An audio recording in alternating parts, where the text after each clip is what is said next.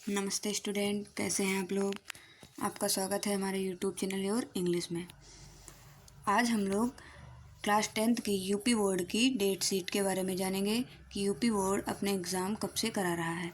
जैसा कि सब लोगों को पता चल ही चुका है कि हमारा जो एग्ज़ाम है वो 24 फरवरी से शुरू होने वाला है, ठीक है। यानी कि 24 फरवरी से हमारे एग्ज़ाम शुरू होंगे। अब आप लोगों को क्या करना है, आप लोगों को बिल्कुल अपनी कमर कस लेनी है ताकि आप लोग अच्छे से अच्छे नंबर ला सको, है ना, आप लोग टॉपर बन सको। इसलिए सबसे पहले दिमाग में ये चीज़ रखनी है आपने कि ये मत सोचिएगा कि अभी क्या है, अभी हमारे पास 3 महीने हैं, अभी हमारे पास 2.5 महीने हैं। नहीं, ये सब गलत बात है। ऐसा कुछ नहीं है आपके पास, क्योंकि आपकी जो सर्दी शुरू हो गई है ना, सर्दी की छुट्टियां आपकी निकल जाएंगी उसमें। और ऐसा तो है नहीं किसी को जुकाम बुखार ना हो, वो भी हो सकता है। तो इसलिए इन सब में आपकी छुट्टियां चली जाएंगी और आपको पता भी नहीं चलेगा। इसलिए आपको क्या करना है, बिल्कुल अभी से हर एक चीज़ पर ध्यान देना है। तो चलिए आप नोट डाउन कर लीजिए कि आपके कौन से सब्जेक्ट के पेपर किस डेट को हैं। आपका 24 फरवरी से को हिंदी का पेपर है पहला, ठीक है ना। 24 फरवरी को हिंदी का पहला पेपर है जो 8:30 बजे से 11:45 यानी कि 11:45 बजे तक होगा।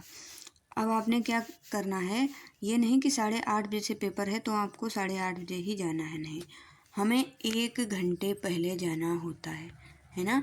1 घंटे पहले जाना होता है, क्योंकि 1 घंटे पहले जब हम जाएंगे तभी हम वहाँ सारे चीज़ों को समझ पाएंगे। तो हमारा पहला पेपर कब है, 24 फरवरी को है। किसका है, हिंदी का है, ठीक है। उसके बाद छुट्टी हो जाएंगी, आपको गैप मिलेगा पढ़ने के लिए। 1 तारीख को आपका मैथ का पेपर है, 1 मार्च को। कितने को, 1 मार्च को आपको किसका पेपर है, आपका मैथ का पेपर है, ठीक है। चलिए, और उसके बाद आपका संस्कृत पेपर है, जिसके पास भी संस्कृत सब्जेक्ट है उसका 3 मार्च को पेपर है संस्कृत का, ठीक है ना। उसके बाद 4 मार्च को पेपर है आपका साइंस का। साइंस का पेपर देखिए, आपको हर सब्जेक्ट के पेपर के बाद में आपको क्या मिल जाएगा, गैप मिल जाएगा। किस लिए, पढ़ने के लिए, ताकि आप पढ़ सकें, है ना। इस गैप में हमें क्या करना है, केवल रिवीजन करना है ना। केवल रिवीजन करना है, कुछ भी नया नहीं पढ़ना है। केवल और केवल क्या करना है, रिवीजन करना है, नया बिल्कुल नहीं पढ़ना है हमें, है ना। चलिए, उसके बाद में किस चीज़ का पेपर है हमारा, उसके बाद में हमारा पेपर है इंग्लिश का। कब है, 7 मार्च को, है ना। डर गए सारे लोग, डरिए मत, ठीक है। हम आपको इंग्लिश की तैयारी अच्छे से करवाएंगे। 7 मार्च को किसका पेपर है, इंग्लिश का पेपर है। उसके बाद 8 मार्च को होम साइंस का पेपर है। फिर 8 मार्च को ही कंप्यूटर का पेपर है, जिसके पास कंप्यूटर है वो कंप्यूटर का पेपर देगा। और कंप्यूटर का पेपर हमारा शाम के 2 बजे से शाम के 5:15 यानी कि 5:15 बजे तक होगा, ठीक है। उसके बाद आपका ड्राइंग का पेपर है। ड्राइंग का पेपर आपका 10 मार्च को है ना। ड्राइंग का पेपर कब है, 10 मार्च को है, वो भी 8:30 बजे से है। और सोशल साइंस का पेपर बिल्कुल लास्ट में आपका 11 मार्च को है, सोशल साइंस का, है ना। अब आप ये स्कीम का स्क्रीनशॉट ले सकते हैं, या तो आप इस स्कीम को जो है किसी कागज़ पे उतार कर बिल्कुल अपने सामने लगा लीजिए। जहाँ भी आप पढ़ते हों, आराम करते हों, वहाँ पे आप लगा लीजिए अपने स्टडी रूम में, ताकि आपको कोई दिक्कत ना हो। और जब भी आपके सामने स्कीम आए, आपको ये याद आ जाए कि अब हमें पढ़ना है और हमारे पास टाइम बिल्कुल नहीं बचा है, ठीक है। चलिए, अब हम कुछ ऐसी बातें कर लेते हैं जिनका हमारे एग्ज़ाम से बहुत ज़्यादा संबंध है, क्योंकि स्कीम तो हमारे पास आ गई, अभी भी बहुत सारे बच्चे ऐसे हैं जो बिल्कुल नहीं पढ़े हैं, है ना। तो उनके लिए आज हम बताएंगे कि अब आप कैसे 2 महीने में अपनी तैयारी को कर सकते हैं, कि आप किस तरीके से अपने नंबरों को बढ़ा सकते हैं, है ना। चलिए,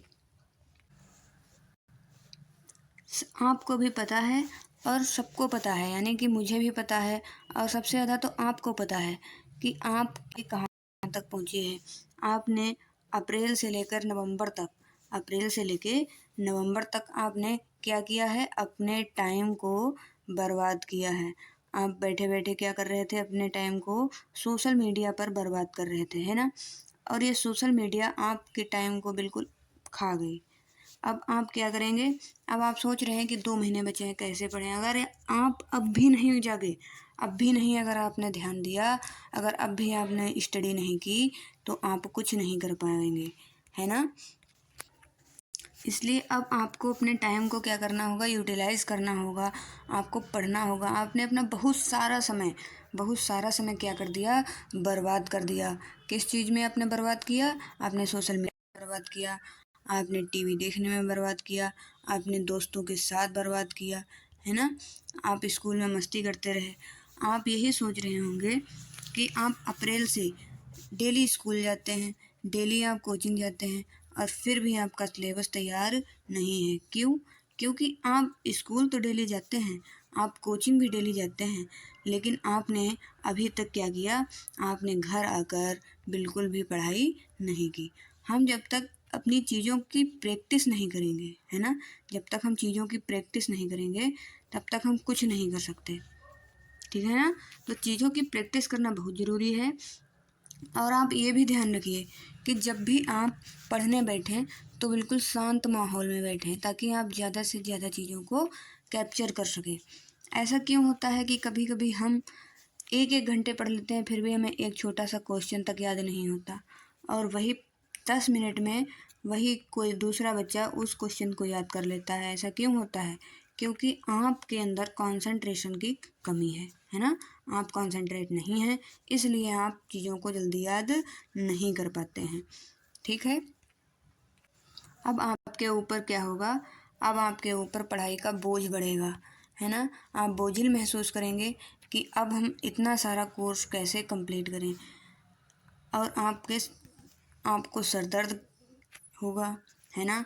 आप चिंतित होंगे, हर वक्त आपको यही चिंता रहेगी कि इतना सारा कोर्स कंप्लीट करें तो कैसे करें, है ना। लेकिन टेंशन बिल्कुल मत लीजिए। आप चीज़ों को अभी भी, आपके पास समय है, अभी भी आपके पास टाइम है, और आप चीज़ों को कर सकते हैं, और आप करेंगे, है ना। तो ये सब चीज़ें छोड़ दीजिए, बिल्कुल भूल जाइए, और सोशल मीडिया, अपने मोबाइल से बिल्कुल दूर रहिए। आप मोबाइल का उपयोग केवल और केवल अपनी क्लास लेने के लिए कर सकते हैं, बाकी आप हर चीज़ को बिल्कुल अलग कर लीजिए। ऐसा लगे कि जैसे आप सोशल मीडिया से बिल्कुल गायब हो गए हैं 2 महीने के लिए, है ना। और आपको केवल और केवल क्या करना है, पढ़ना है, बाकी कुछ नहीं करना है।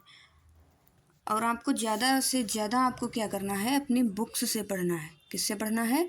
बुक्स से पढ़ना है, ना कि मोबाइल से, ठीक है।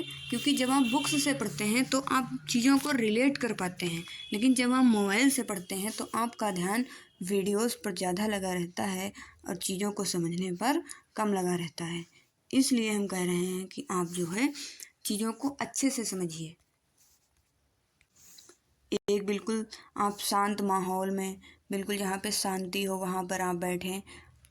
बिल्कुल अच्छे तरीके से आप टेबल और चेयर डालकर बैठें, ताकि आपकी बॉडी की पोजीशन अच्छी रहे और आप ज़्यादा देर तक पढ़ सकें।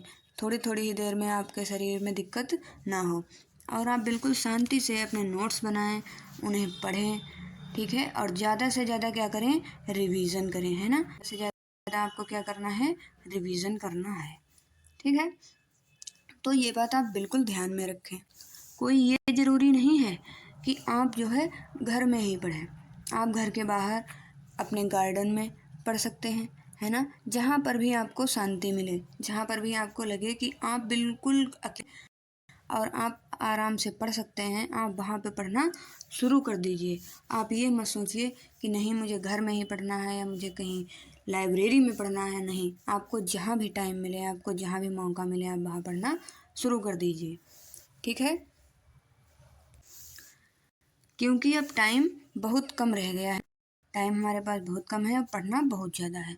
तो अब हम बिल्कुल अच्छे से पढ़ेंगे, और स्कीम को बिल्कुल अच्छे से अपने घर में, अपने टेबल पर, स्टडी टेबल के आसपास में रख लेंगे, ताकि आप देखते रहें। और बोर्ड परीक्षा के लिए बिल्कुल भी घबराएंगे नहीं, बिल्कुल आराम से बोर्ड परीक्षा देंगे और अच्छे से अच्छे नंबर लेकर आएंगे, है ना। तो चलिए, अब हम क्या करेंगे, इसके बाद वाली वीडियोस में हम बिल्कुल अच्छे से पढ़ाई करेंगे और बिल्कुल भी और कुछ नहीं करेंगे। तो अगर आपको ये वीडियो, ये इन्फॉर्मेशन अच्छी लगी हो तो हमारी वीडियो को लाइक, शेयर और चैनल को सब्सक्राइब कर लीजिए, ताकि आप आने वाली बोर्ड परीक्षा में अच्छे से अच्छे नंबर ला सकें हमारे द्वारा पढ़ाई करके, है ना। चलिए, धन्यवाद।